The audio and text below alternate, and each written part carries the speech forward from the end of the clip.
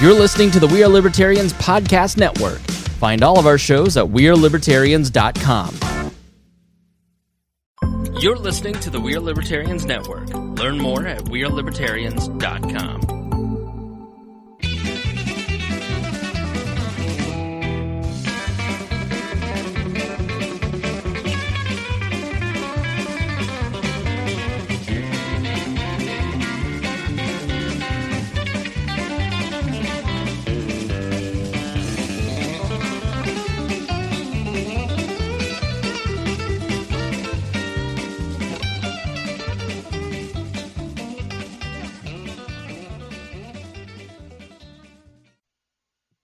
Welcome to the Boss Hog of Liberty podcast on the We Are Libertarians Network. I'm your host, Jeremiah Morrell, and as always, I'm joined by our co-host, Dakota Davis.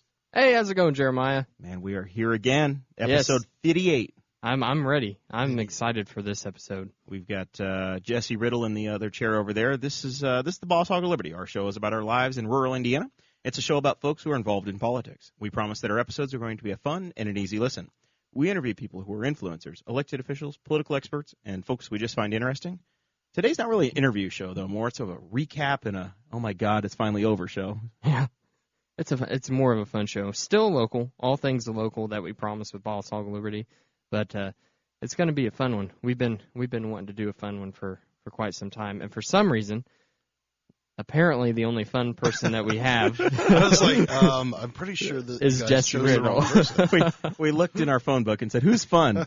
And we realized Kate is planting, Danny's sick, and Chase is going to Florida. So we brought in Jesse off the deep bench. You just brought me in. Here he is. And Scott Fleener has started his own podcast. If you remember American hero Scott Fleener, he started his own podcast. It's called Great Business Ideas. He's competing against us, huh? Yeah, well, this is all about good ideas. It's kind of like the Elon Musk Nighttime Thoughts Twitter page. Yeah. I don't know if you follow that one, but it's kind of like that. So we have to do some thank yous again, of course. As always. There's always thank yous to be had. Today, I think that the biggest thank you that we should put out there is Mrs. Carly Ernst. I think I'm pronouncing her name right, but she purchased all of the startup equipment that we had, some microphones, a board, so be looking out for a new podcast that she's going to be producing here soon. So her goal, she lives in Louisiana, and they don't have counties, they have parishes down there, but we talked with her today, and she wants to duplicate the Boss Hog of Liberty down there with some people in her area. So she has the original, it was We Are Libertarians equipment that was reappropriated to the Boss Hog of Liberty, and now it's on its way down to Louisiana. So it's our old Yamaha board that episodes 1 through 57 were made on, and our H2N that served us so very well, and the original microphones. You guys remember seeing those mics, the big blue mics, the microphones that Jeremiah desperately wishes we had back. Man, it's like a divorce now. They're really gone. I remember when he bought those, and I was like, dude, you bought not the greatest microphones. Well, don't say that, because Carly has them, and they served us very, very well. They're good for startup. Well. Yeah, she got a good price for them. So I couldn't believe she bought them today quickly. Dakota listed them yesterday, and she hit us up and was like, "Is this still available?" Yeah, it is. And she PayPal'd the money over, and before I could even say goodbye to them today, Dakota had them boxed up, and they were on their way to Louisiana. That's I had a friend of mine from our place in Brookville, Rich Paleo, who actually listens to this podcast as well. I've met Rich. Yeah, he was at your wedding. I think we danced awkwardly together. Oh, that's probably true. Yeah. But he hit me. There's not many people at your wedding I didn't dance awkwardly with. He's a musician, so he wanted our mixer, and I was like, sorry, man, we're going to have to try to keep it all together, but I'll hit you up if no one's interested. Sure enough, Carly was interested, and we got him down there. It was gone. He should have bought the mics for spoken word. He could have done A Boy Named Sue on it. That's true. Talked into him and then, recorded it all. But my name is Sue. How do you do? I don't know the song. So Johnny Cash? Yeah, man. You're wearing black. It should be you. So we are recording now on the podcast. Instead of a Zoom H2N, we're using an H6, which is a studio in a box. We honestly could get by, if we were just an audio podcast at this point, we could get by just with the Zoom. It's got 4 inputs, so we could do all of the mics right here. Right after you purchased that, and we had made up our mind that, hey, this is what we want, I subscribe to Bertcast, which is Bert Kreischer's podcast, and he had Dan Cummins on, which is my all-time favorite podcaster and comedian, and so I loved that one.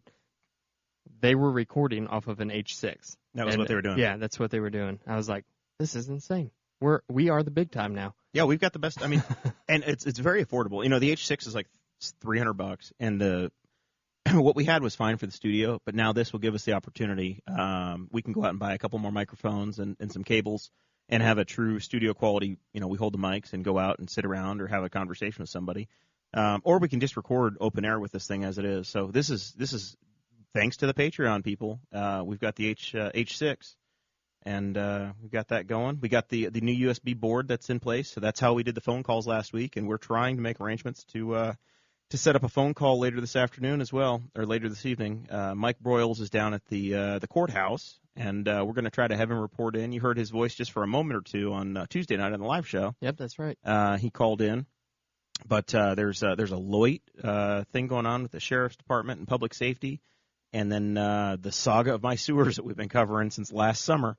They're finally voting on that between the city and the county, talking about some sort of an agreement there. So we're going to get some real details out in public on that. So hoping to get some late breaking news. So yeah, we had this spot on here to try to hawk the board, but it's gone, man. I know. I put into the show notes, and I was lazy, and I didn't get around to writing the show notes until this morning.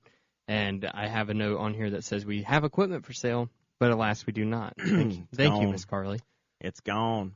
Yep. So we got to recap. We got to back up even more, back to the weekend. Yeah. It's been a long time since we did a weekend recap. I know. Well, we spent the weekend together. All three of us spent time together this weekend. That's right. We did. So we had the 2018 Libertarian State Convention at the beautiful Marriott Hotel in downtown Indianapolis. It was great. It was a great convention. Thank you to Rick Irvine for putting it all together. I had a good time.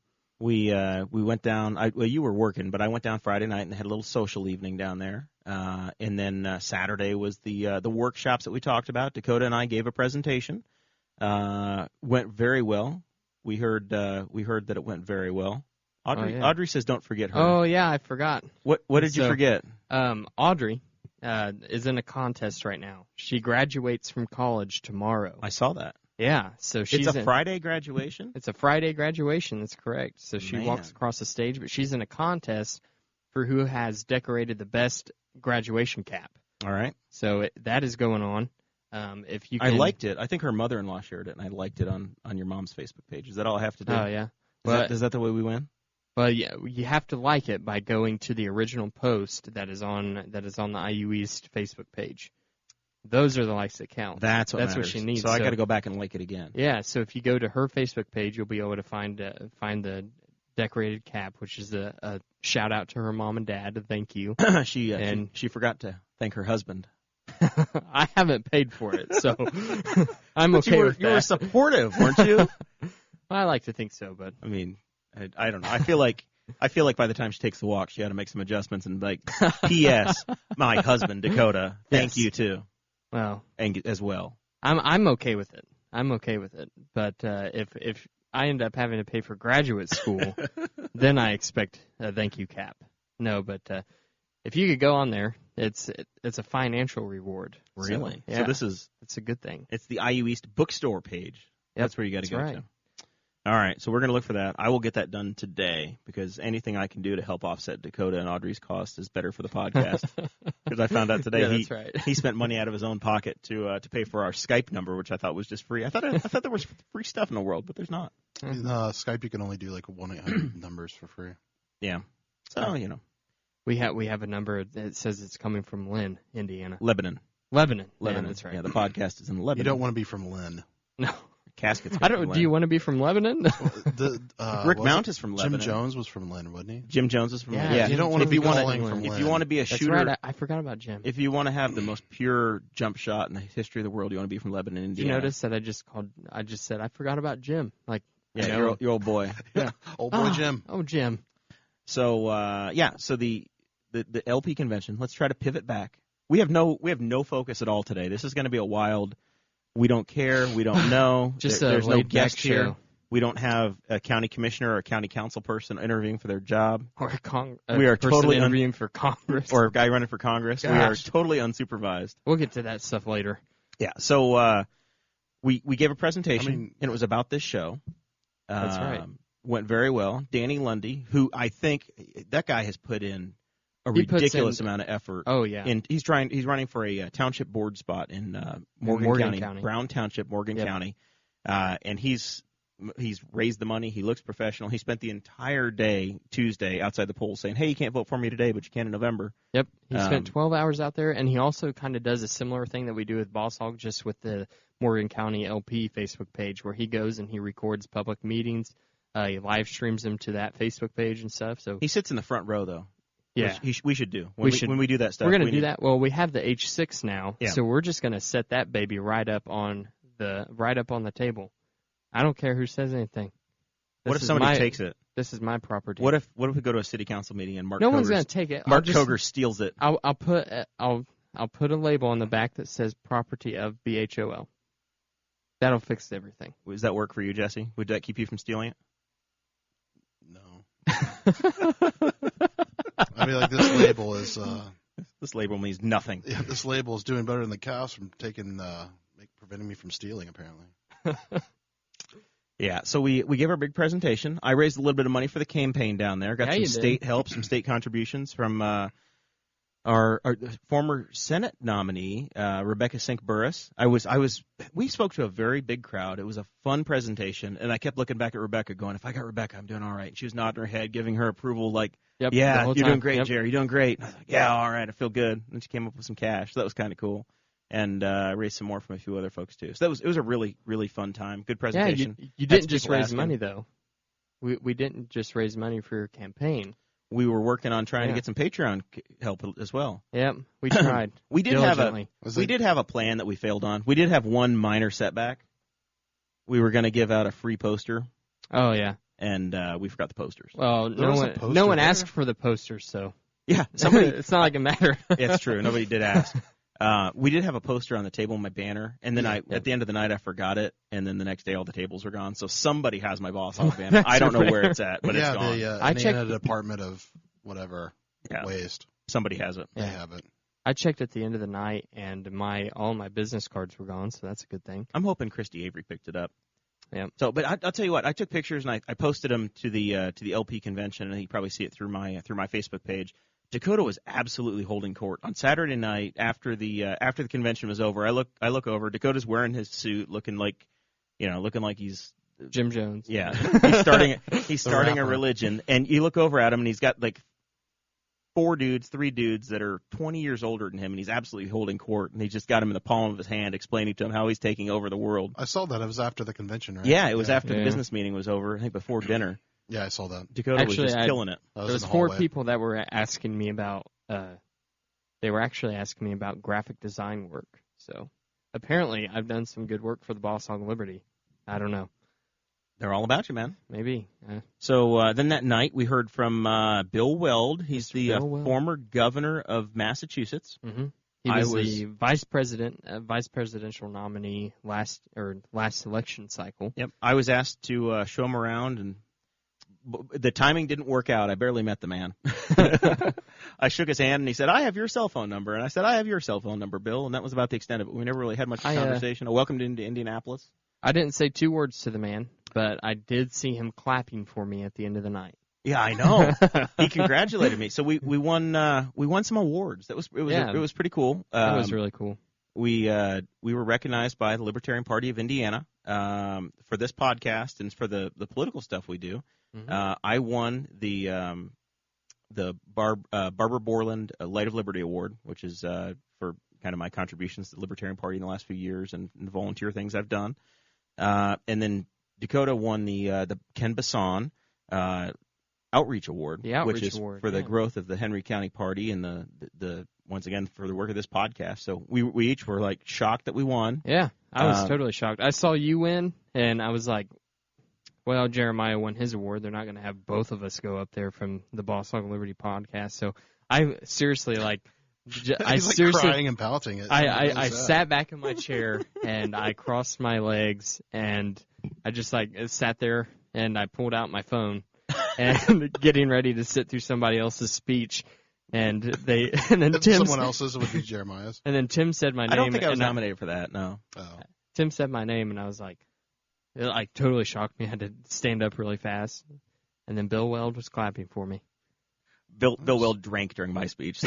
Sarah took a short video, and we had a screenshot, and it was Bill Weld just pouring back the wine during my little thank you. That's hilarious. So that was fun. We got that screenshot for the rest of my life. The governor, I made the governor. I drove him to drinking. Which, by the way, the Libertarian Party of Henry County has got 19 members now. We're one away from 20. Is there a prize if somebody joins today at lpin.org? Is there a Dakota Davis prize? Yeah, if you join now, then I'll give you We'll throw you in that free poster. I'll give you a free copy of the iPencil essay. There you go. If somebody joins, actually, we get an extra delegate to the state convention next year once we get to 20. That's true. So let's go. Let's get on it. Let's see. Anything else? Oh yeah, we had some nominations. We got some people on the state ballot down there. That's right. So Tuesday was the primary where the Republicans, Democrats picked all their candidates, which is great for them. What wasn't great was that we paid for it. Yeah, the taxpayers paid for it. Yeah, the taxpayers paid for all of that selection.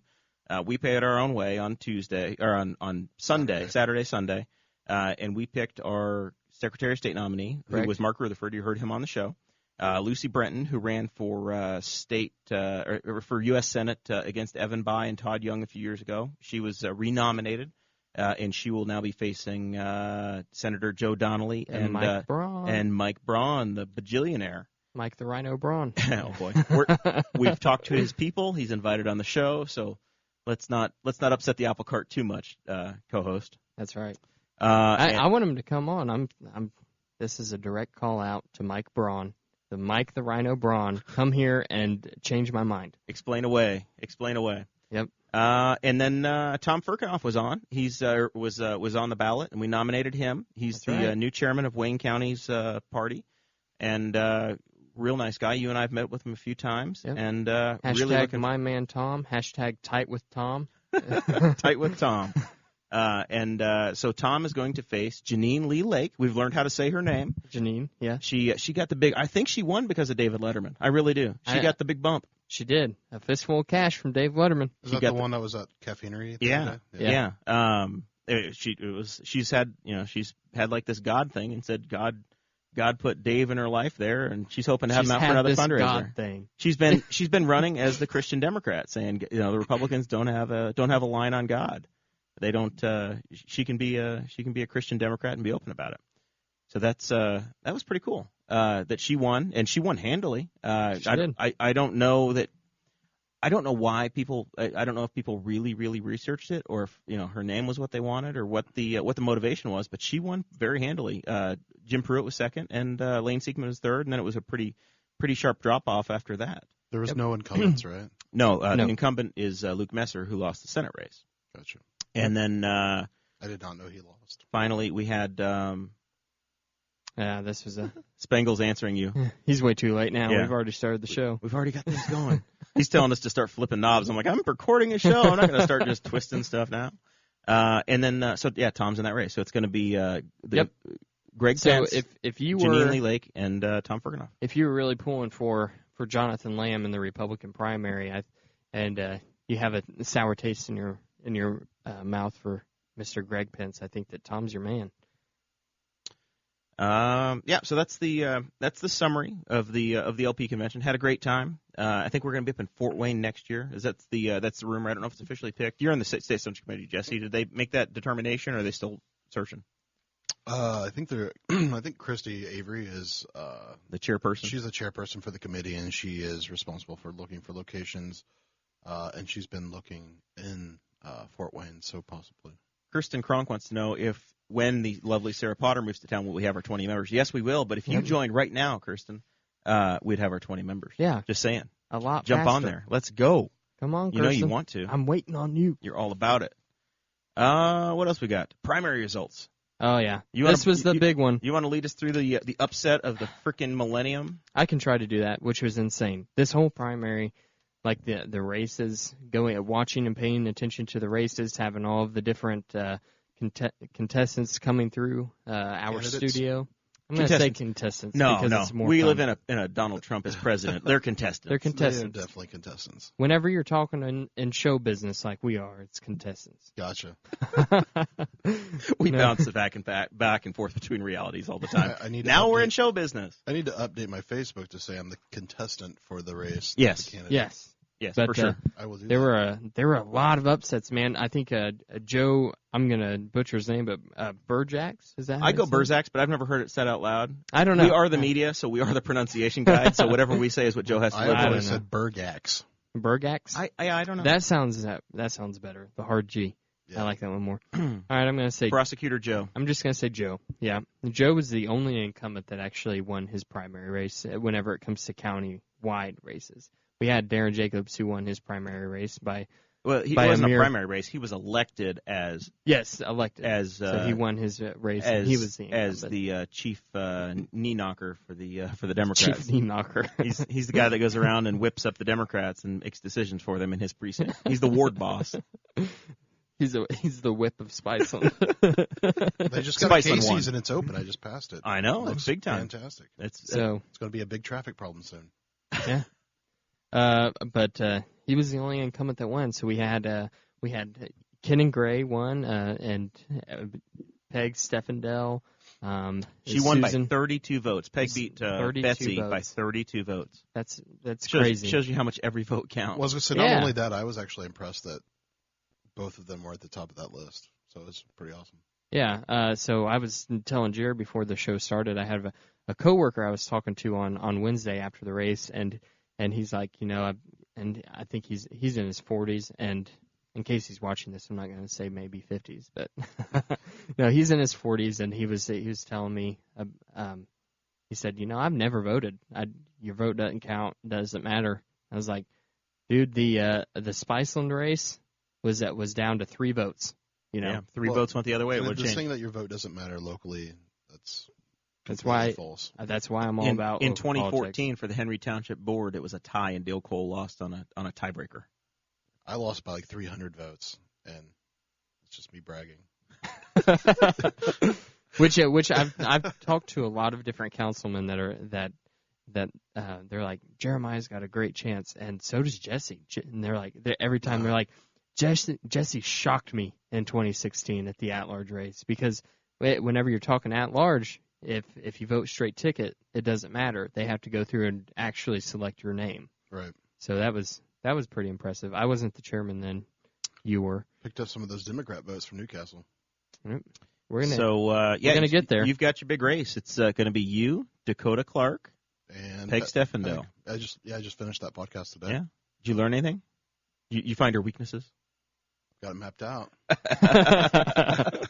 Ready to go. You're going to turn out that Knightstown vote. Strategizing already. Jesse lives practically in downtown Knightstown, Indiana. Oh, and we forgot I literally live in the median, 1 block from another median. Right by the speedway or the subway. No, I live over by the. I was trying to. Jesse lives very close to a major government building in downtown. Yeah. Downtown. Major government building.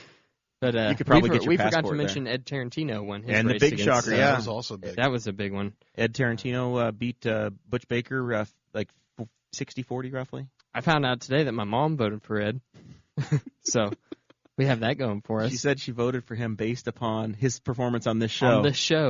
Which led us to go, wow, we may have been the reason why we gave everybody attention, and we caused the overthrow of our government with this little podcast.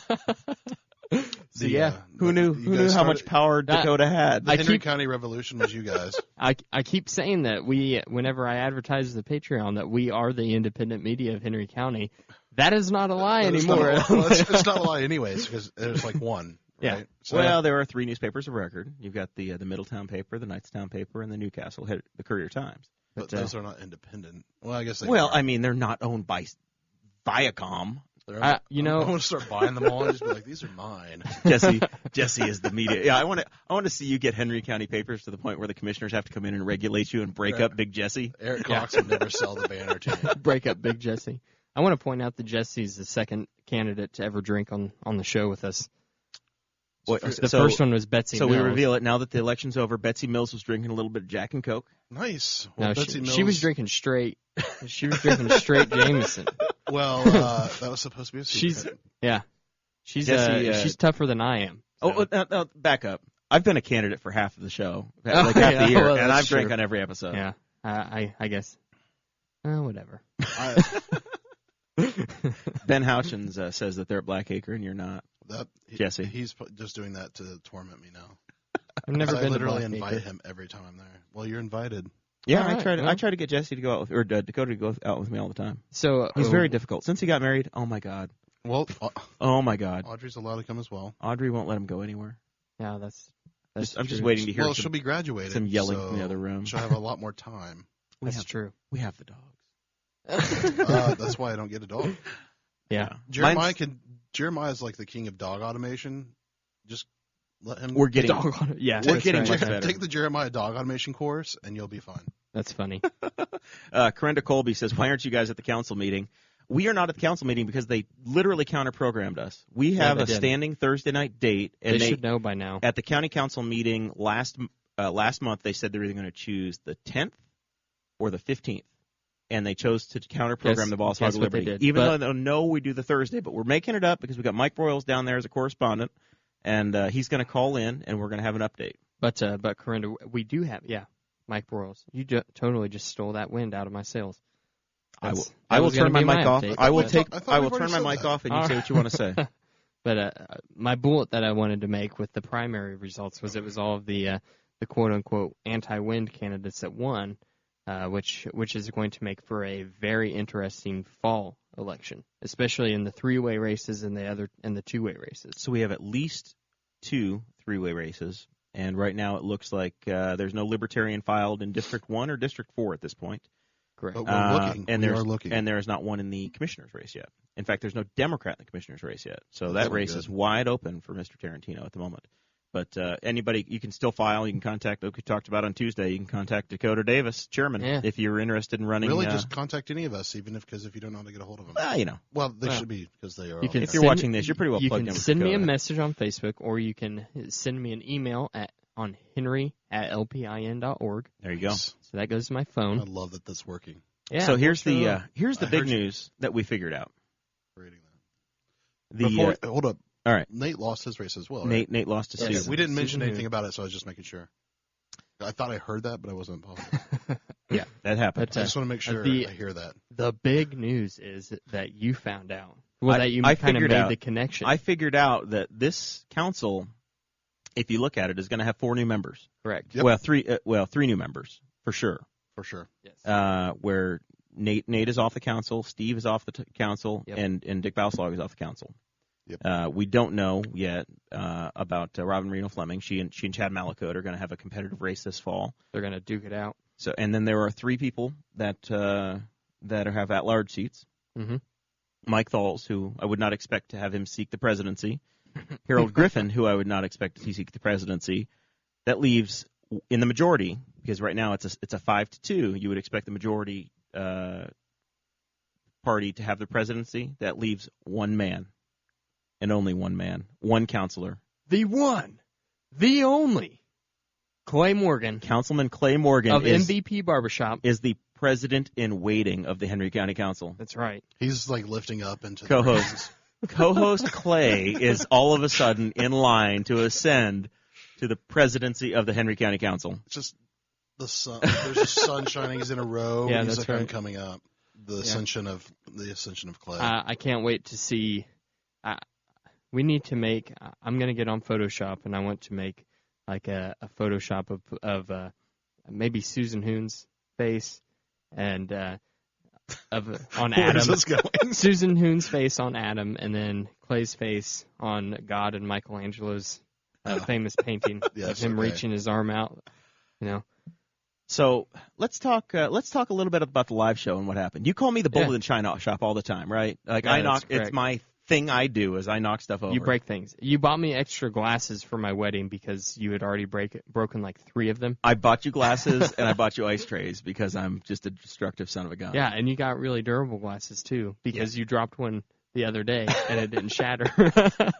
So, but that happened. We sent Chase down to Primo at the tail end of our live show that we did on Tuesday night. That's correct. Chase comes in and had the greatest moment in the history of the show. He was like Kramer knocking the door open. It was great. The camera goes flying, hits the deck. Which I want to point out, it probably wouldn't have been as big of a deal if he hadn't struggled so much with the door, because there's a blanket over the door for sound purposes. And I used to have like a little curtain holder that was up in the corner, and Chase ripped that out. Chase broke that the week before. Yeah, the week before. So then he had a difficult time getting in the door this time, and just tripped, knocked over the Mevo camera, and tried setting it up. Didn't realize that the Mevo itself had fallen off of the tripod.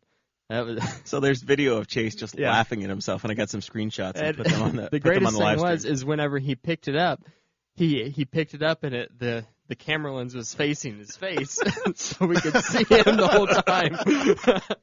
That's awesome. Oh, it was the greatest thing ever. Was that live? Was it? It was on. Yeah, we were on. There were like 80 people watching live, and Chase comes barging in, knocks the camera over, and we're just like, "Oh no!" I'll have to go find that. And it goes falling to the ground. But I was at a brewery at the time. Yeah, it was really good.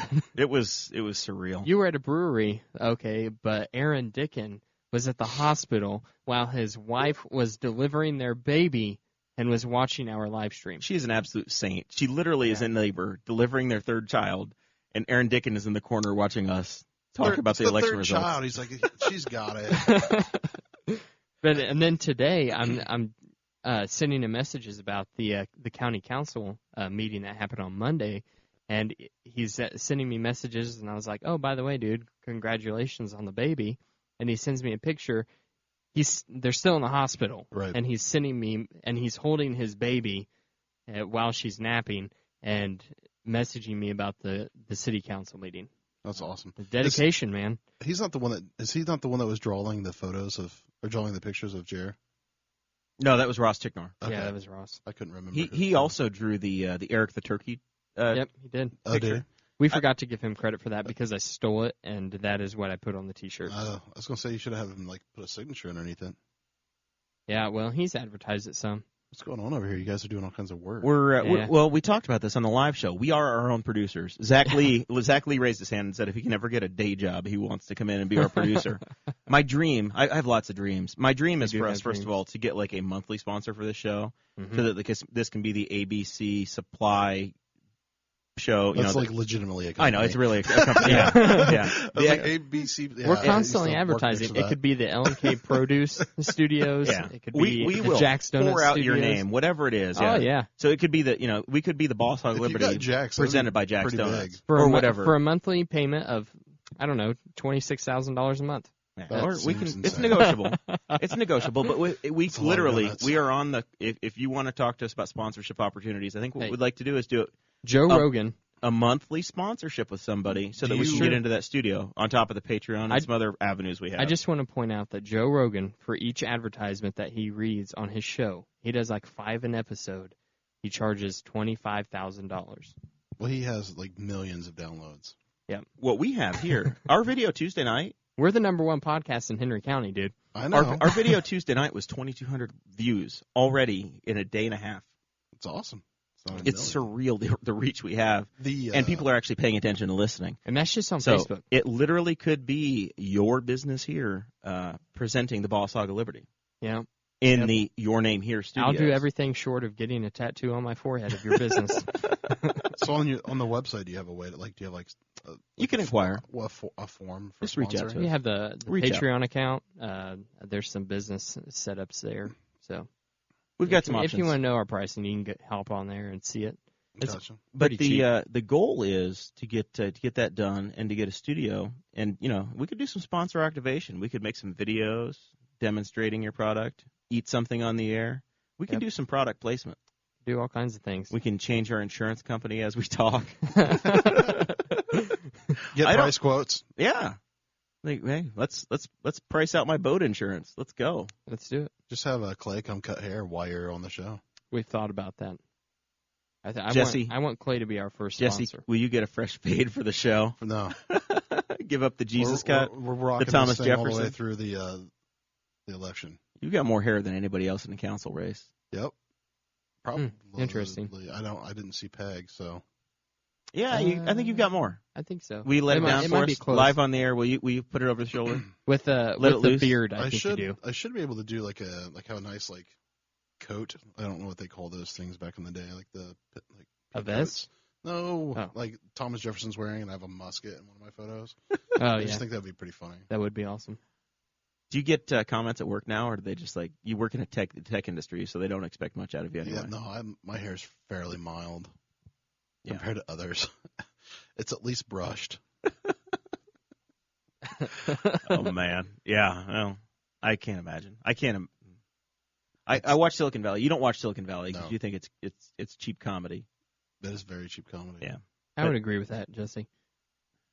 Very sad. They don't have to work very hard. Very sad. By the way, Arrested Development is getting rebooted. I hope you guys all see that. They're coming out with another season next month. So is the poster on the wall there? The Rick and Morty got picked up for 70 more episodes. I saw that. That's 7 seasons. That's a lot of. That'll episodes. take them well over 100. So I'm excited about that one. But I'm excited about Arrested Development, though. Yeah. So in the this is not local news. This is nationwide. This is big for everybody. This is how it affects us all. Not only did Arrested Development get picked up for another season, but they also remixed the weird 4th season that they made. Oh, so they remixed it. They remixed it into just regular chronological 30-minute episodes. Oh, good. So you can go back and watch it and be like, yeah, now it makes sense. Oh, see, I thought it was genius the way that. You've got it both ways. You can have it country and western. You can have we follow Dakota's story only. Like those are the same. Those are the same thing. Tomato. You can have it country or western. That's it. We play both kinds of music, country and western. I feel like that's the same joke. thing. That's the joke. Thank you for being such a literalist that you don't get it. You can have thrash metal, or death metal. Yeah. Those are a little bit different. All right. So the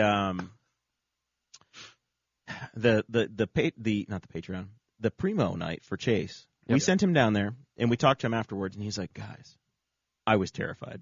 He was completely terrified. He's never done anything like that before in his life. Nope. He's never been an interviewer. Poor Chase. We sent him out in the wild on his own. We just told him. He didn't raise his hand and be like, "Hey, can I go do this?" We're like, "No, we're sending Chase." And Chase is like, "Oh." It was like in the middle of a live episode too. That's we were awesome. like, "Yeah, we're gonna be sending Chase down to Primo," and Chase is like, "Guys, I might be in Florida." We're like, "No, you're not. Nope. You're going to Florida Thursday." Did you guys pay for his meal or anything, or? So the Republicans paid for his meal. Nice. And I heard that he hit the limit. he hit the buffet hard. Oh, he hit the buffet. Yeah. That was a buffet. Nice. Yeah, I heard he had at least 3 trips. Yeah, nice. which Chase is a Republican, so it kind of fits the bill. We haven't convinced him to join our side yet with craft beer and brownies and. I don't know. He was willing to sell his body today for the studio. That's pretty. That's pretty Republican. I said that's $15 in the bucket for us. Yeah. So we've got we sent Chase down there, and everybody was. I think we saw some pictures of him. He was kissing babies and doing it all, being the local celebrity. He wore his Boss Hog Liberty shirt, or Dakota's Boss Hog Liberty. Have you disinfected that yet? It's in the washer. Did you get the Chase off of him? Yeah. We'll see. So, and then this is the first time it's been washed. This is the first, really? Yeah, I think so. I think I've just. So you gave it to him dirty. Yeah. Well, he goes, yeah. I've the only times I've worn it have been during 45-minute long meetings. I was hoping you were saying when I'm mowing the yard or working out. Twice, and then I've just thrown it in the dryer and got it, smelling good. There you go. I guess I'm not. I pretty much wash it every time. Interesting. I try to save water around here, do my part for the planet Earth. Mike Broyles is giving me hell in the chat and says everybody that lives in White Estates is here except for you. Absolutely everybody but me. Oh, that's all right. All right, I want to talk a little bit about these new voting booths and the new voting system. Oh, yeah, I was actually wanting to ask about it. Yeah, so we spent $1 bajillion on some new voting equipment. iPads. Yeah, they're like iPads, yeah, but they also have printers. iPads, so they're not iPads. Well, I think they have iPads at the front gate, but then the actual machines are another device. There are multiple devices involved. Gotcha. But there's an iPad with a scanner that drives a GTAC, a GTAC tablet, maybe. That's a lot of thinking. I'm trying to remember. I can't remember. But yeah, you go in. Whenever you go in, the first person who signs you in is going to be. She's holding one of these right here, and then I guess what prints your ballot or whatever, right? No. Not prints, but they already have the ballots pre-printed. You go and you stick it in a feeder at the booth, at the actual booth, which I did not like how low the sides were. So you went and voted? Yes. I went and voted. Interesting. We're Dakota and I are both openly hoping that we get charged. We want to be the first convicted felons for voting in a primary. I want to take this to the state, baby. We want. So this you is both gonna. Voted. I took a Republican ballot. I paid for it. Evil people. I want to see. I want to see if I get charged. Do you realize how good our ratings are going to be after we take this to the bank with Liberty Defender Sean Rao? We're not paying him. We're getting Sean for free. We're going to let the county pay for that. We're not going to, unless we get some Patreon money. I don't think we can afford Sean, so we're going to take the free Sean. The free Sean. Legitimately, what my thought was that I know there's not going to be a libertarian in every race, and right. I wanted to maximize my chances, being as educated as possible, to have a liberty-leaning person. I think that's why we have open primaries. I think that's what they try to accomplish. The other part of that, and what we learned from Susan Hoon when she ran as an independent last time, as long as you've voted in the Republican or the Democrat primary, they absolutely cannot throw you off the ballot. No matter what they want to do, you voted in the primary. That's true. So Dakota could run for mayor of Newcastle as a Republican, even if the Republicans absolutely hate his guts. He's a Republican in good standing because he took the stupid ballot and played by those rules. So he cannot be ejected from the ballot. So you voting makes you a Republican on paper? Correct. On paper, you are eligible to run as a Republican candidate. The last time I had voted in a primary was 2008, which apparently would have still had me as a Republican in good standing, because that's the only thing that they look at is what party's primary did you vote in last. Right. And I would have voted in 2008 in the Rush County primary. It took them 10 years, but I finally it was hearing that I was going to be voting. It felt disgusting. I don't ever want to do it again. They said, "What ballot do you want?" And I was like, "Oh, Republican." I didn't say Republican. I said Team Elephant, and because I didn't want to admit that I was one of them, because so I went in and I said, Team Elephant. I told Nancy Dietz. Nancy Dietz was one of the poll workers at the Arts Center. Yeah. So Nancy, one of our Patreon folks, I'm like, oh my God, I've been found out already. I go in and there's Nancy looking at me. Well, it's not a secret. Yeah, I did see that there were in a couple of public forums in the county and also in the Courier Times, there's some people that were pretty unhappy with the voting machines. I liked it. Well, it was really fast. I was in fine. and out of there in 10 minutes. What you did have is you get a printout that you can look at. You can look at it on the screen and review it, and then it prints. There's like a thermal printer that puts it on the card stock. You can review it yourself, and then you put it into a machine. So they electronically view what you put in, but there's also a paper copy it's really not paper. It's a cardstock copy. A hard copy. The craziest system. It seems like it, doesn't it? There are 3 devices involved. Why is there paper involved? Because they want to be able to go back and manually look at them if there's a freak out, because people want paper. So you at the head counter, you show your photo ID, and they scan it, and then they authenticate, and then ask you like 4 times, is this really your address? And you say no every time. And you say, it's on there, isn't it? It does seem like a lot of unnecessary cost to have the paper and the things that print the paper, but whatever. No, I'm glad they're fixing it. At the vote center, it was a lot better system. At the vote center I went to, there were probably a dozen machines set up. There were 12 locations in the county to vote, and you can go to any one you choose at this point. Do we know how much we spent? I know, like Peg said, she had a. I think they spent about $800,000 on the equipment. Between $700,000 and $800,000 on the equipment. Yeah, that's a lot of iPads. iPads and tech, man. That's right. But I mean, we all know about I don't know if I know somewhere we didn't talk about it, but how you and I helped. We all 3 helped count votes at our. Yeah, that's right. Yeah, so this is kind of like a segue back to. So maybe we need to raise about $800,000 for the LPIN. We will not use paper. When we did our primary, our convention, our state convention, we had printed ballots ahead of time. Yep. That had all the declared candidates, and then you wrote in people that didn't get their paperwork on time, that were true libertarians, and said at the last minute, no, I want to run. I'll run. I'll be on there. So then everybody had to write down their intent. So there were 6 of us that tallied up about 130 votes, and they were 4-page documents. Oh yeah. And there were about 25 races. It was nuts. And then there was Jesse and I were tallying partners. And then there was one person who got thrown off the ballot before, so his votes ended up not counting. That wasn't explained to all of the tallying teams. Yeah, not until we're halfway through it. Jesse and I had tallied all of ours. It did get a little bit. I don't want to say the names of everybody that was helping to tally, but 2 teams were very strong, and 1 team did like 10. Yeah, that was good. Yeah. So yeah, we need a better system. we need a much better system because that is not. And it was irritated. We missed like half of the business meeting. Yeah, which we missed the bylaws, so that was okay. Right. Missing the bylaws was fine because that's. We didn't get to vote on the worst part for me. Have any part of the delegate voting. Yeah, the National Party. Yeah, the National Convention. They choose Indiana because of the number of people they have. They had like 29 delegates to the National Convention. That happens in New Orleans in July. We sent a ton of people from Henry County. We sent nobody to the National Convention. We're like, we just want to play at the state level. Yeah. But none of our people are like, I'm going to go to New focus. Orleans. Well, yeah. I probably would have tried to go. You would if you didn't have your marriage. If I didn't have you that and marriage, I had talked about going. I would have gone. I would have gone if I had ago. enough vacation days for work. That was the only thing holding me back. Because of Jeremiah's bachelor party, I'm fresh out.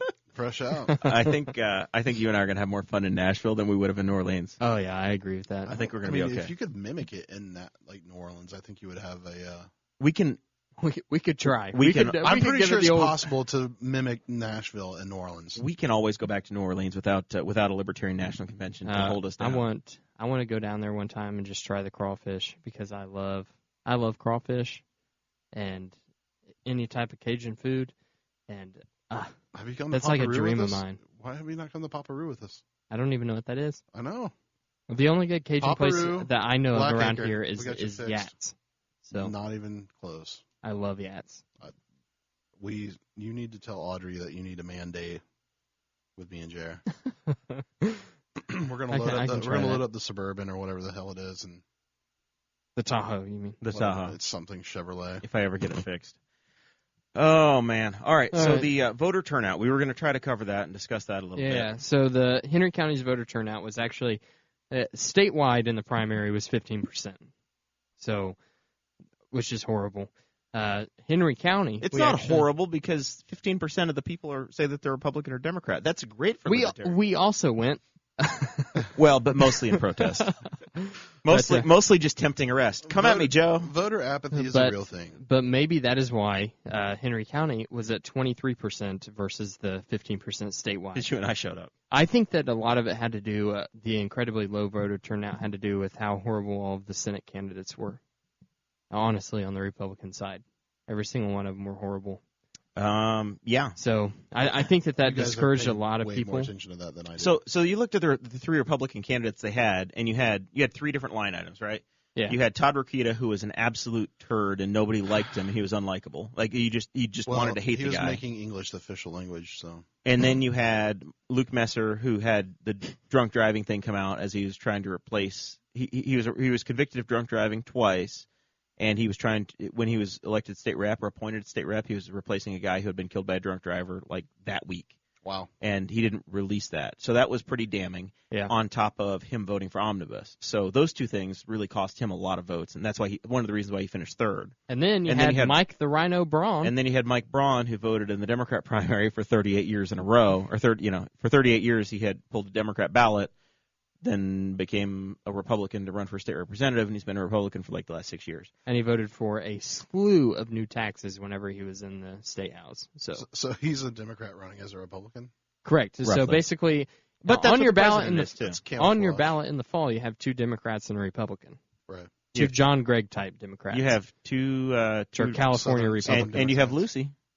That's why I said Lucy 2 Democrats and a Libertarian. You said a Republican. Oh, I did. Were you calling Lucy a Republican? No, I wasn't. She's going to kick your ass. Come at me, Lucy. I'll boy. take you on. I'll put up a just like kick the door in yeah. now. And Here comes Lucy with an AR. There's too much Wi-Fi here. Oh my God. I'm vaccinated, okay? Oh man. Oh my God. Well, there went 5 of your Patreon subscribers. Yeah. It would be awesome if you could watch it in real time. Oh, we can. We can pull up the phone and see it now. They come in. Everybody's really bearish on the Boss Hog of Liberty right now. Zach Lee joined the chat. I heard that there's a rumor he might run for state representative again. I heard that rumor in District as well. 54. I feel like we've been whispering in his ear. There's a possibility that he already has the signs. I saw him at Mexican the other day. Yeah? Yeah, him and his girl. His fiancée. That's pretty much all that happened. I tried to sweeten the pot today. I sent him a gift for his wedding today. Did you do that too, Dakota?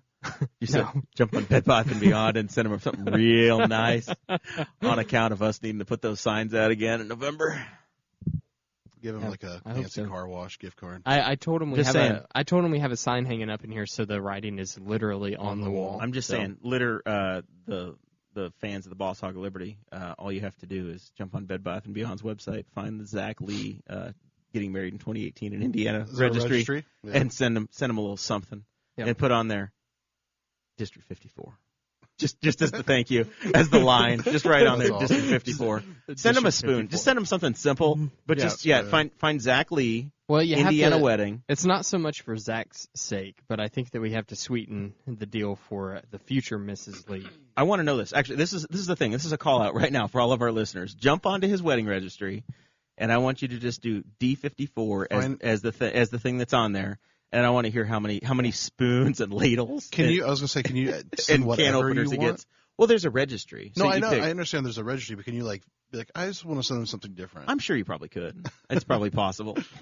Just find a cheap rubber ducky. Zach's gonna be just buried in $2 gift. We can get him a Boss Hog Liberty duvet cover. You have to probably get on Alibaba custom. For that. It's gonna be like the. And we have it on our shop on Redbubble.com. We do. Okay. Yeah, it's in the portfolio. How's the Redbubble work? What do you mean? How does somebody, if they want to buy some Boss Hog of Liberty gear? So you go to redbubble.com. That's literally redbubble.com. And then you search BHOL.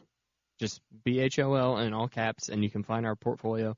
We have 3 different portfolios with our 2 different logos, the cover art and the one over here by Jeremiah. And then you also have tinfoil time merchandise as well. So it's a slew of things. Everything's really good quality on Redbubble. It's so much better than T-chip level stuff. What is Redbubble? Or what is tinfoil time, Dakota? It's not happening this week. Wait. No, what is tinfoil time? What is tinfoil time? Yeah. Oh, okay. Tinfoil time is your source for all things conspiracy that's put on by my wife Audrey and myself. That is only available to people who subscribe on Patreon. It's changed to any level of subscriber now. So it you get $5 a month, you can get in. Yep. It used to be only $10 a month, but now $5 a month that's 17 cents a day, Jesse. 17 cents a day. I'm feeding dogs. You could literally scrounge around you and your friends' couches every day and find that. Well, I'm gonna go look in your couch then. Well, you can do that. I'll be the first. I'll be the first one. But you get access to tinfoil time, all of our raw audio. $10 a month gets you the behind the scenes video that we got. So Brent Spicer is freaking out in the chat that that's Brent, another week without tinfoil time. We did 2.5 hours without bathroom breaks on Tuesday. Yeah. That was the moment of time that they record tinfoil time was the time we did the live show. I had a bathroom break. So. Okay. Well, now you're just bragging. I was so punch drunk at the end of that show, trying to hold it together. I had one drink, and I was out, and I was like, my mouth was going dry, and I'm looking around the room going, I'm trapped. I can't get out. The results are going to come in at any second, and I don't even have a drink. I'm going to lose my voice. I was watching, I think I fast forwarded it because I missed it or something, but Jared's just like he's just like, he's like, we're going to get him any moment. Like he just the frustration was super apparent in his by face. the end of it, like he was reading through the candidates and stuff and just kept like saying stuff wrong. And I was like, he is exhausted. Yeah. Man. I worked all day. We're like 2.5 hours in. This studio, I know it looks amazing, but it's a freaking hot box. It's pretty warm. I wore a long sleeve shirt. Trying to look nice. We have the really heavy curtains, and we also have draper shades behind the curtains. We also have it's literally insulated everywhere, and there is one vent that it was put in 1914. It's just and a fan. Yeah. What's up there? That's baffling. This is a podcast, so we can't just point and be like, "What's that? That's an airplane." Well, I know, but that leaves a mystery. Is that everybody will want to know what it is sometime. Well, if you go back and watch the, so that's more soundproofing on the ceiling. So there's like cardboard. There's cardboard underneath it, all right, and Dakota. then a blanket that I bought from Walmart that I cut in half. Oh, I have one of those sides of the room. Get the Skype ready. Mike's going to call in 1 minute. Let's say we're on that part of the... It should pop up whenever he calls. It's going to really. It's going to do that. Yep, it'll do Yep. that. All right. It does it automatically. Man, Did I'm you guys- waiting patiently. Did you guys that's test, what. Did you guys test this chain yet? Since you changed the recorder? This shouldn't matter. Yeah. This part should be fine. All right, we'll see what happens. We'll see what happens, Jesse. The live Man, stream. The you live guys stream will will get get it. it. Yeah, that's what. Did you guys test this chain? Uh-oh. Now we got Uh-oh. now we got boot loop here. Yep. Nice. Yeah, it should work out fine. Eric Lee just joined the chat. Eric, you need to renew your LPIN membership. I looked today. You're lapsed. You're not going to get your newspaper next So month. we're actually only at 18. Yeah. Well, Yeah. he's going to expire. Oh, okay. He's at risk. We're still at 19. So Kirsten, that means you or Betsy. I'll take Betsy too. I really like Betsy. Does Miller. Betsy have a Betsy. Does Betsy have an email list I could possibly obtain? Betsy is on the board of the American Freedom Foundation, the AFF events in Indianapolis that they were doing. She was involved with that with Chloe and Agnos, Nice. the older and Ball State. never folks. been on the show Well, in she didn't go Agnos to compared Ball to State, though, Kat. did she? Yeah, Betsy went to Ball State. Chloe went to Ball State. Okay. Kat Oh went to no, Ball sorry. State. It's Peg said she went and then left and went to AU and then came. She went to AU. Yeah, I've been like you've been crash binging. coursing. I've been binging on the Ball Hog of Liberty episodes, so I'm trying to like. Yeah.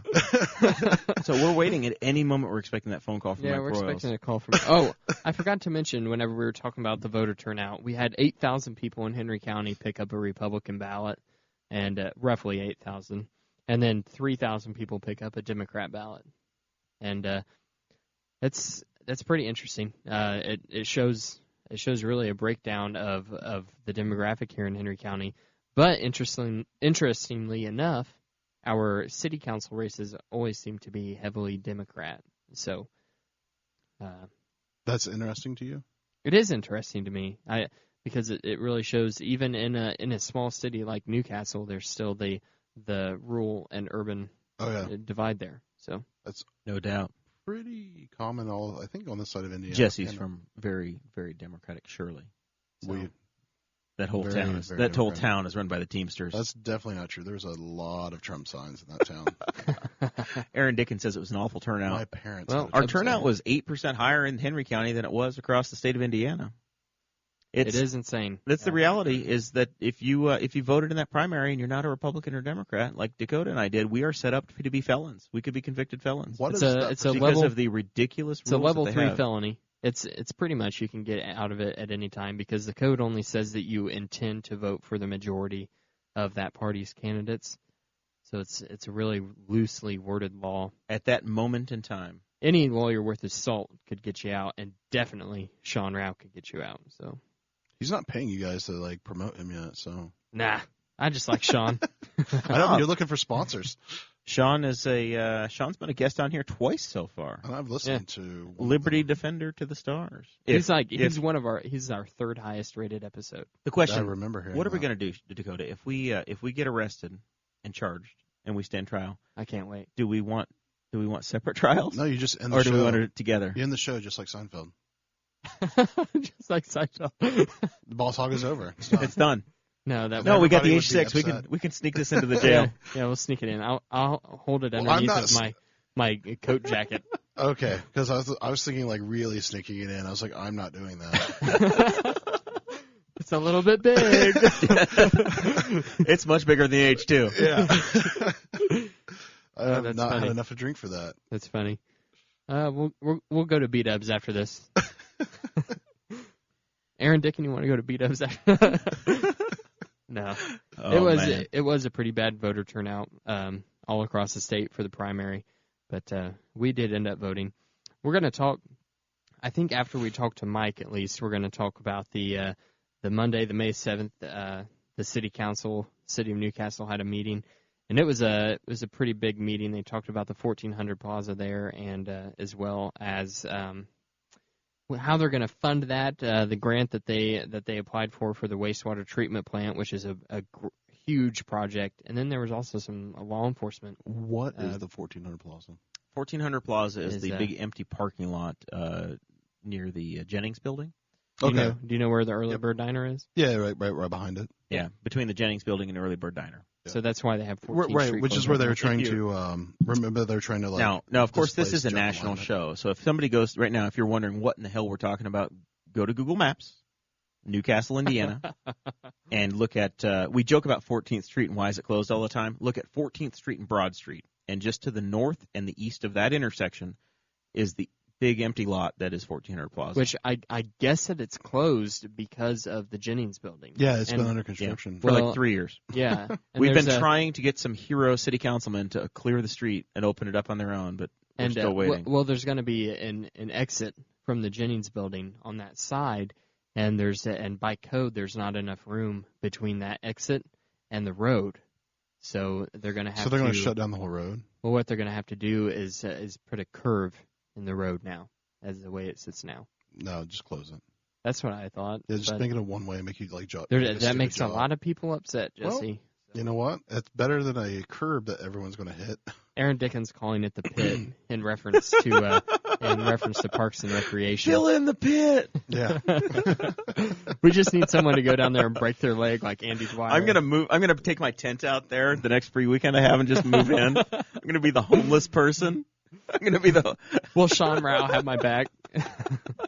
I don't know why we're listening to Aaron's comments. I think that's a $10 a month Patreon service that we have to honor. I think surely we pay him Sean enough on the has city to council. have your back. By law, he has to give you a somewhat competent defense.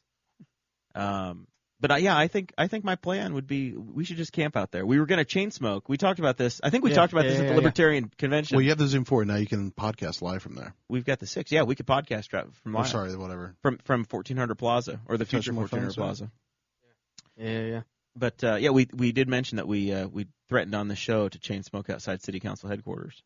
I was looking forward to it. I was protesting that jackbooted thug Aaron Dicken and his smoking ban he was trying to pass. I was going to take big old stogies out there, like Arnold Schwarzenegger, and just get out there and get with it, man. But alas, that's not going to happen. So, are you guys talking to this Mike guy? We're tap dancing. We're tap dancing right now. At any second, we expect a phone call to come in. The results, and any time he will call. We're used to this. Stay on the line. We're going to try. We're used to this. Oh, Mike. So I can tell you that we received. He wants us to call. You call that number there. You want me to write that down for you? Yeah, write it down for me, Jer. There you go. Talking. There's going to be some dead space on this part. So right now, Jer is writing down a phone number. It starts with a 7. And we will be calling Mike. It starts with a 7 and ends with a 3. Jeremiah, you make your 8s with the 2 circles. I hate that. He has. Didn't they teach you that? He has a very feminine handwriting. I learned how to write in New York State. I was in your mom's house. I remember. I distinctly remember. My mom's house. There's something wrong. Do you remember learning to write, Jesse? I do. Yeah, I distinctly remember like the books and be like, nah, I'm not using that. There's a variant. I'm like, that's there was like dotted paper. That's like, the 8 I'm gonna choose. Yeah, like it was like a really crappy newspaper. Like, and they had prints like lines so that you'd have to like make sure they like intersected at all the perfect places. Yes. Ooh, that's loud. Hello. I think it's only loud in our ears. I'm turning him down a touch. You're okay. Good evening, guys. Good evening, Mike. How is it? Great. Sitting out here on the front porch right now. So you're sitting on your front porch in somewhere within city limits of Newcastle, Indiana. Somewhere north of Q Avenue, yeah. Nice.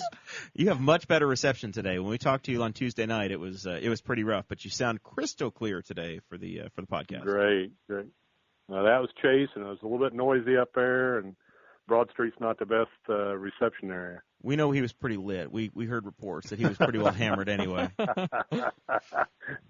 He was good shape. That's awesome. So, all right, so give me this breakdown. I want to know what's going on with Jeremiah Sewers. Well, I think Jeremiah pretty well had it covered. They had everybody from Mumball, Ice Miller. I think it's Union that's doing the surveying, isn't it? Have you got one of those letters? Yeah, Jeremiah? I got an engineering letter. It's a There's some engineering company that was hired to come in and to actually develop the plan. Yeah. Kim Cronk basically ran the meeting. They had the engineer speak. The mayor spoke, and basically it's a $6.4 million project with a $4 million grant from the state that's forgivable. And I think, as you said, just about a $35 average bill can, if you're not filling your pool like some people, your bill will only go up $35 a month. And the grinder pump is in that $6.4 million. Well, there'll be no charge to the homeowners, and the only charges will be hooking up your sewer line from your home to the grinder pumps, the way I understand it. So do the homeowners get to do that on their own, or do they have to pay the county to hook that up, or how's that slated to work? Was that revealed in the No, plan? I think the way I understood it, I think there'll be a list of certified plumbing people that will be able to do that for you, and the homeowner will take care of that. I'm pretty sure it's going to be a Jesse, Dakota, and Jeremiah job on a Saturday night with some Bud Lights. I am not doing that. You know how to go, Jesse. He'll send you a text that says, "Hey, Are you busy Saturday?" Are you busy? Like, no, why? What's up? And he's like, we're going to do some work. And you're like, dang it. Yep. Isn't that the problem out at White Estates now? That's right. A bunch of guys got together and put in some tile, and here we are with a $6 million problem. So I believe so. When are they going to close my road and ruin my life for 2 years? When's this all going to happen? Yeah, you won't be able to get out of White Estates the way I understand it. Unless you have a mountain go bike. around on sometimes. I read on the internet there's 5 exits. I don't know what you're talking about. There you go. I only know 2, 3. The project could start as soon as December of 2018 and supposed to be finalized by August of 19. So pretty quick process, it sounds like. I mean, hell, it takes that long to even decide what we're doing at Memorial Park. So within there you go. Within 14 or 15 months, the whole thing's going to be done. And then I assume that the county's going to give us back a nice gravel road. Well, it didn't sound like there. I didn't quite understand that, but they said shallow lines, so there won't be a lot of deep digging. I don't know how you do shallow lines, but maybe the grinder pump helps that situation out. But they'll be basically using the sewer lines that are in there that were connected to the city, and then some of the I don't know what to call it, pirated lines that are out there will be for drainage of White Estates into the creek down on Southview. So long term, we're going to have new working sewers, and maybe the neighborhood's going to get drained a little bit better.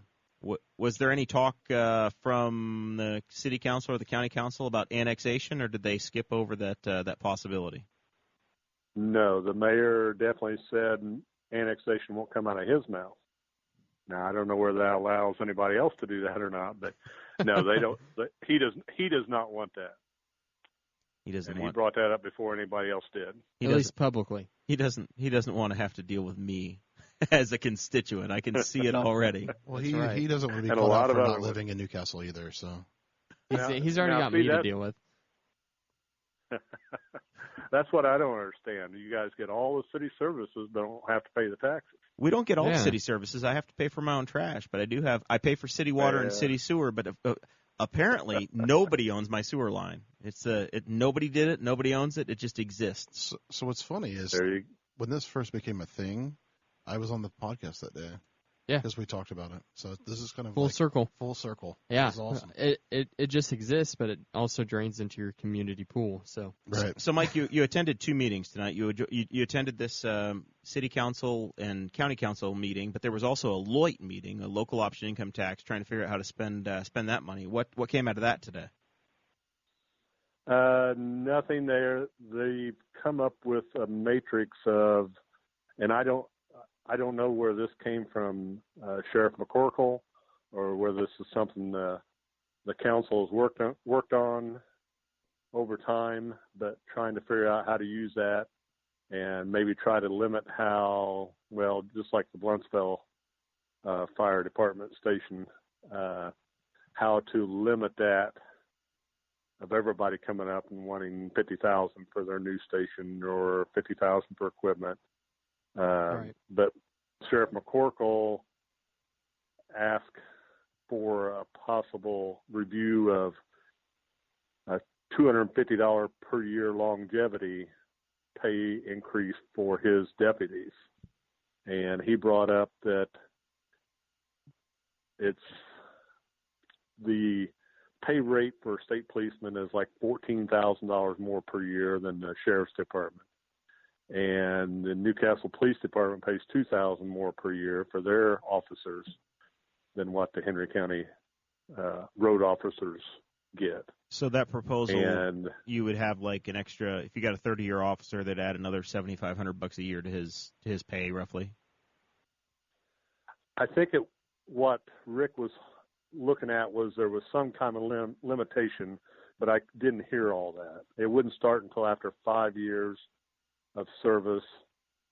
So, and then there was a certain amount of time after that there would be a cap, I think, to it. But don't hold me to that one. I couldn't hear very well. You know how the acoustics are up there. So I don't want to sound like the bad guy here, but we have a horrible jail right now. They are there have been people who have passed through the primary, multiple people who have passed through the Republican primary that have already talked about raising our taxes to pay for the jail. I don't think that this is really the appropriate time to start talking about pay raises whenever we already have that funding issue. And that came up. Clay Morgan talked about the other departments, all the courthouse employees and all the other county officials maybe wanting raises too once the sheriff's department received a raise. So I think that's why they're just studying that. There was no motions made or anything like that tonight. Okay. To bring that up. But yes, the jail was brought up also, and Sheriff McCorkle talked about that quite a bit. And I think the study is supposed to be coming up sometime in June, that the Colorado firm that has been going over the jail for the last, year and a half. Yeah. Supposed to be bringing their study in June and get updated on some dates on that from Commissioner Kronk. All right. Well, Mike, thank you very much for the update. One other thing, yes, Jeremiah. This was just kind of an informational thing for the White Estates residents, and I think May 22nd at 7:00. They'll announce that more, but they're planning on having another meeting to get more in detail and for receiving questions from White Estates residents. So be looking for that, and don't schedule anything, Jeremiah. We schedule like 6 weeks in advance on this show, Mike. We've already got a show scheduled that night too. That's Rice Night with Mike McCown. Yeah. I can't miss that. I know, it's going to be big time.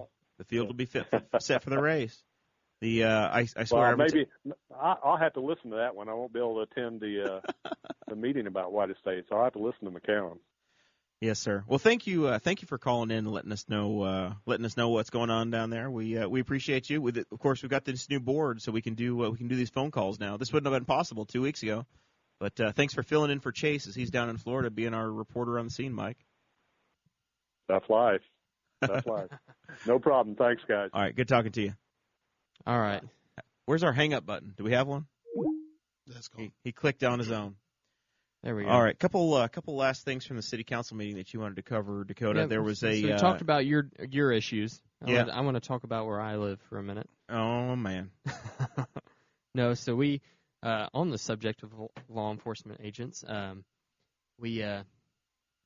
of course, I sounded like the bad guy proposing that they shouldn't get their raises right now, but we did have sheriff's deputies and some city police officers that were given awards for acts of bravery and camaraderie at the last city council meeting. We do have, I think is it next week's show that we have Brandy Pierce next week? On, Brandy Pierce and Matt Pierce. Matt's a detective with the Henry County Sheriff's Department, and Brandy is an officer with the Newcastle Police Department, the canine officer. They're both scheduled to join us next Thursday to talk about law enforcement and the need for a replacement of a canine. Yep, and they're doing that. They're replacing their canine all through privately funded donations. I want to give a shout out to all 8 officers that were awarded at the meeting. Of course, the first one is Brandy Pierce. She was given an award, and then Justin Wardlow, Brandon Edstein, Chase Koger, Nick Rhodes, Blake Thrasher, Adrian Darling, and Aaron Strong. They were all awarded. Our last 3 there, I think, were actually sheriff's deputies, and then the other ones were all members of the Newcastle Police Department. So, congratulations to those guys. Jonathan Phillips is a Henry County Sheriff's Reserve deputy, and he's in the chat here, and he's stating it from the market side. We, as Henry County, become a trading ground for other departments. We pay for training, and then they leave for somewhere else because we don't have competitive pay. Right. Yeah, I definitely see that. It's a difficult conversation to have, and at the same time you realize the house is on fire too, and we've got a jail that's potentially going to lead us to getting sued. Well, and it's a balancing act, just like everything is. But I appreciate him saying I'm not a bad guy. Nope, Dakota's terrible for sure. Dakota is he's one of the worst around. Finally, once they get this White Estates thing fixed, that water goes down to the water treatment plant down off Midway Drive. Yeah. At the end of that, and apparently they want to spend some more money down there too. What's your story on that? Well, that was the other thing. It's actually been the wastewater treatment plant's been brought up at a lot of meetings here recently because it also is in very poor condition as of right now. They had an inspection go through, failed an inspection, which. This type of project is something that really piques my interest because back whenever I was an electrician, this is the type of job that would have been right up my alley. I love working in these types of industrial settings, and this is what they have to do. So they just applied for an OKRA grant, which we talked about that Office on the of show. Community and Rural Affairs. Rural Affairs, yeah. We talked about that a few months ago on the show whenever they first applied for it. Well, they're going to receive it. It's a $600,000. The city has to match $150,000 of that. If you've noticed, Aaron Dicken, my water bill has been going up significantly. I don't know if it's to pay for that or not, but I just wanted to give Aaron some credit. All of the stormwater separation that the EPA required. So they do have that. They're going to be able to give some very needed updates to the wastewater treatment facility. So far, you've received 2 of your 3 increases. I believe next year we got one more increase coming our way. We have one more. It's already really high, and they didn't pick up my trash last week. So I'm going through the same thing for similar. In Knightstown, you live in the town of Knightstown. Yep. So, and you, the land baron, you have 2 homes or 2 residences. 2 residences. This is we find upstairs out and downstairs. Find out in August, and then the 1400 Plaza, which is the deal of the second deal of the century. The Doughboys, the first, of course. So as I understand it, the 1400 Plaza is this government boondoggle that Aaron Dicken alone has allowed to double in price. It's now going to be a $1.8 million project, even though he promised the people personally it was going to be about $800,000, and we'd never spend any taxpayer dollars on it. Is that the project? Well, okay, so you said $1.8 million. That is what they were talking about. I read it on the internet. It's all Aaron's fault. Yeah, the bonds that they were talking about at the city council meeting on May 7th, which was this Monday, was for $1,756,000. Oh crap! I think Did you break a nail, Tiger? You okay? Oh, I think I'm okay now. But no, so basically it's. The bonds are there. It's going to be coming from the tax increment financing. So that TIF, the TIF. That basically is going to come from Crown really. Whenever they do any kind of improvements and raise their property value and things, do if there's a increase in the assessed value of certain structures that Crown operates and owns. But they did recommend, and this is what I thought was interesting, a property tax backup in case they couldn't repay the bonds. So they included that with their ordinance. So they've got 2 or 3 different tools in the tool bag, and potentially, if it goes terribly wrong, and say Crown disappears or the money doesn't come that they expect, that would be one of the backups. Is that they could put additional burden on the property taxpayers to pay for the plaza. So they did say it was very rare that would happen, but I don't like that. I mean, I don't even agree with the property tax as a whole. I think it's vehemently illegal. I'm opposed to it, and then they want to talk about raising it to pay for a nice looking area. Is it going to be anything more than a parking lot? Well, if you look at the plans, it's going to be a nicely manicured parking lot with a stage, and it's a community gathering place. But it's also going to be quality parking for the Jennings building, for Primo, for the Arts Park, for any downtown activities. So it's going to provide you. And we're going to try to open up a brewery down there later, the Boss Hog Liberty Brews. Are we? Yeah. We already talked about that. I slept through that meeting. But, yeah. Jesse's going to start. It is going to look nice, Jesse. A cidery. Basically, what they're going to put there is a lot better than what's there now. For somewhere between $1 and $2 million, it should look really nice. And what I've heard, so undisclosed sources here, but the rumor mill has come to me. Oh, good. What I've heard is that they're expecting it to cost right around $1 million, so not too far off that $800,000 original plan. So what happens is you, as a government entity, you work with the designer and you say, hey, we want to spend X, and they give you an engineer's estimate. And the engineer says, we think we can bid this job, and it's going to cost $800,000. And then you go out and you publicly bid it, and you get bids from 1 company, 2 companies, 3 companies, could be 10 companies. And you usually take the low bidder as long as they're consistent with what the bid spec book said it was. And you had an $800,000 estimate, and the low bidder comes in at $850,000, then you don't have to award the job. You say, nope, it's over the estimate, we're not awarding it. Or the bid could come back in, and it could be $720,000, and you say, yep, you're low, we're going to give you the job. Good to go. If they all come in at 1.5 and they had the estimate at $800,000, they're covered and they can deny it, or they can say, well, we did borrow 1.8, we could just award the job. So they've got different options. See, that's all that is. It's people on the internet keep trying to say that since they've talked about that 1.8 with the bonds, then they already know that that's what it's going to cost. But that's not the case. Like I said, I have heard from an undisclosed source that they're thinking it's going to cost $1 million. So that's your guess. Yep. Inside information. If you're bidding on that job, bid $900,800. I'm playing the part of Abdul right now, and this is my cheat sheet. This is it. And it's free. And it's free. All right. Well, we are about at that point, man. We stretched it for a little while to get Mike on, but then, man, the show was over. But he came through with us. He had some good information. It was very good having Mike on the scene. Final thoughts. Jesse Riddle, you are running for County Council, District 3. I am. If people don't know anything about you, you've run for County Council the last 2 cycles, continued to build that name ID. You ran for the District 4 seat the District 3 seat with Steve Duggar 4 years ago. Yep, 2014. In 2016, you ran at large. What are your main issues? What are the things you talk about and the reasons why people need to vote for Riddle in 2018? Yeah, you're going to put me on the spot. This wasn't my podcast to talk about my race. So we'll have you back on, but what are you all about? What are the main things? Just 2 or 3 talking points. For me, my main things are making sure that we're spending money appropriately, trying to get a wrangle around the jail situation, probably also. I was thinking about this today. There was one other thing that differs vastly than the other people, but I can't really remember what it is right now. All right. But I mean, are you pro or against wind? Pro or against wind? Yeah.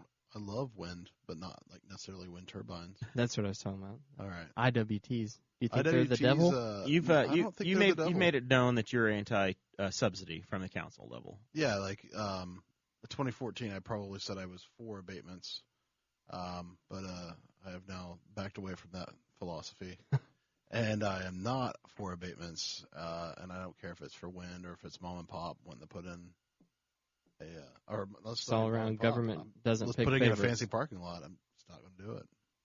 I think that is the position of everybody that is running with an L beside their name on the ballot. We hope so. At least as the chairman in the county, in 2014, I was the lone fellow that sat at the debate in the council chambers and said no abatements. I started that game in 2014, and here we are. The whole county has followed me down that path. Jeremiah has walked me into the light. Yes. We don't just pass them out willy-nilly. Yeah. We started my position, and I'm sure yours will be too. My position with damn near everything starts with no on the council, right? And then you can try to woo me back to a yes. But every budget, I'm going to start with a no until I'm happy. I think so. One thing I was thinking about that's again people don't really care about, but I do, and they should care. Is and you guys talked about it, I think on the PEG interview, but the nonsense and like rigmarole that we have to go through to deal with like the voter registration office, like what can be done to what can be done so that people can bring their phones into the building? In the Justice Center? Yeah, like what I can know we do? it's the most annoying thing ever. Like I want to pick up like all this like low hanging fruit that makes like everything a little bit easier, and then like according to like Steve and they like the whole win thing is pretty much a dead horse. A dead horse, yeah. Well, it's definitely dead after Tuesday. Yeah, for real. And and then the Doughboy is what it is. You can't. You haven't asked me because this isn't my thing, but I would not pay for another Doughboy. Yeah. That could be raised through private funds if people are that heard about it. How much money you got? You putting money down? On a Doughboy? Yeah, let's go. Get out that checkbook, big boy. Money. I still owe you money. I don't owe you money, but I've pledged you some money, I think. All right. So. Well, cool. Any other final thoughts? No, I think that's it right now. That's it. Jesse Riddle, thank you very much for joining us today. You've been an excellent fourth choice co-host. Yeah. Fourth string podcaster right here. The Curtis Painter of co-hosts. I can't wait. Yeah. I'm really going to do the chair thing Dan next time. Dornorlowski. Jesse, we're gonna have you on later on towards the election and give you a one-on-one interview to talk about your positions. And I did a rush to get my website put up 5 minutes before I got here today. All right. So what's your website? VoteRiddle.com. VoteRiddle.com. VoteRiddle.com. All right, Dakota. Final thoughts. Right. So my final thoughts for the evening are, I hope that Aaron Dicken doesn't raise my property taxes. I'm coming for you, Aaron. But we can always move away. Yeah, that's true. Hey, listen, if he raises those taxes too much, I heard Dustin Ellis is waiting in the wings. I heard that too. Coming at him. As an L, maybe. I don't know. But if I run, it's against Mark Coger, so Aaron doesn't have to worry about that. But then I would be running against my cousin. Awkward. Is that a family hate crime? Maybe. I don't know. Thanks for awkward get-togethers. So my final thoughts for this evening are I'm glad that we're through the primaries. This is a good episode. Mercifully through the primaries. To unwind. I need to congratulate my wife publicly, and I also want to tell everybody. You heard that right. I did. Congratulate. Congratulate. Congratulations, Audrey. I want to congratulate Audrey. So, yes. Audrey has graduated from college? I don't understand. What's the problem? What's the problem? All right, continue. Please continue. Okay. Yeah. But anyway, head over to her Facebook page. You'll be able to see her cap. Go over there. Make sure that you like it on the actual IU East bookstore page so that she can win that. Like I said, it's a financial gain. That's always a big thing. But as always, thank you guys for tuning in to the Boss Hog of Liberty. I know that this was a little bit different than what we've been doing here the past couple months. But it's always great to be behind the microphone. And thank you once again. Check out redbubble.com for all of our merchandise with my beautifully designed logos. and check us out on Patreon. So month of May in Indianapolis for me is absolute Christmas. Jared's on vacation. Jesse knows that I want to do absolutely nothing but go to the track. I'm going to go on I'm going to go out on. What day is the race? Well, there's two races. I know, The Grand Prix of Indianapolis is on Saturday, this Saturday. That's So tomorrow is the qualifying and practice for the Grand Prix of Indianapolis.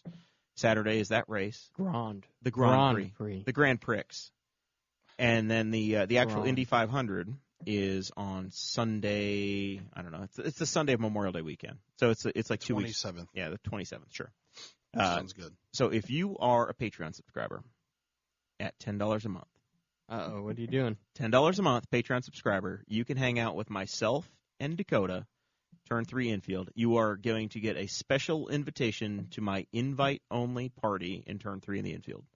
Hang out with Dakota, Jeremiah, Audrey, Sarah, and Chase, maybe, and Danny Morrell in the infield party. I declined this. Jesse's not coming. There's no way. I declined the invite. We're not trying to That's why you're invited. Nobody's advertising Jesse as like, hey, come to a party Jesse's at. Yeah, no, don't do that. But month of May in Indy, man. If you join Patreon, I will send you an invite tonight if you join the Patreon at $10 a month, and we'll put you in there. But so much excitement. 35 cars for 33 spots.